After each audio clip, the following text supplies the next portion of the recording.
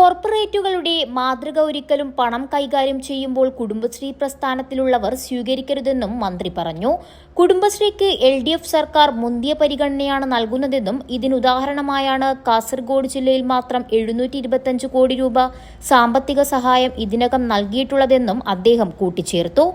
കേരളത്തെക്കുറിച്ച് പറയുമ്പോൾ ആദ്യം പറയുന്ന പേര് കുടുംബശ്രീയുടേതായി മാറണമെന്നും മന്ത്രി പറഞ്ഞു. കുടുംബശ്രീ രൂപീകരിച്ച് 27 വർഷം പിന്നിടുന്ന ദിനത്തിൽ നടക്കുന്ന അരങ്ങ് സർഗോത്സവത്തിന് മംഗളങ്ങൾ നേരുന്നതായും വനം മന്ത്രി പറഞ്ഞു.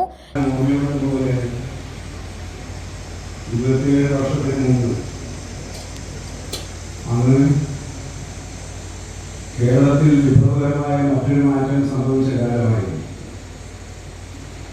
അത് അധികാര വികേന്ദ്രീകരണമാണ്.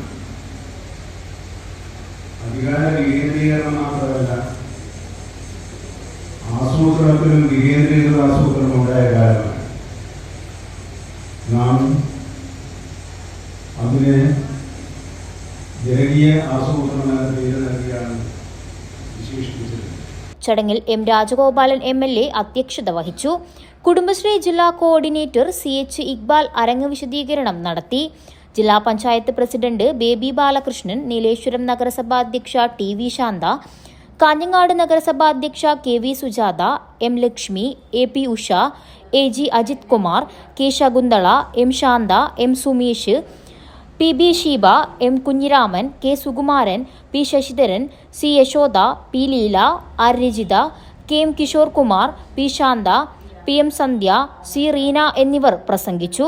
തുടർന്ന് ലളിതഗാനം, മാപ്പിളപ്പാട്ട്, സംഘഗാനം, നാടൻപാട്ട്, മൈം, നാടകം, മിമിക്രി, മോണോ ആക്ട്, പ്രച്ഛന്നവേഷം, കഥാപ്രസംഗം, മാർഗംകളി, സ്കിറ്റ്, ചവിട്ടുനാടകം തുടങ്ങിയ മത്സര ഇനങ്ങൾ 2 വേദികളിലായി നടന്നു.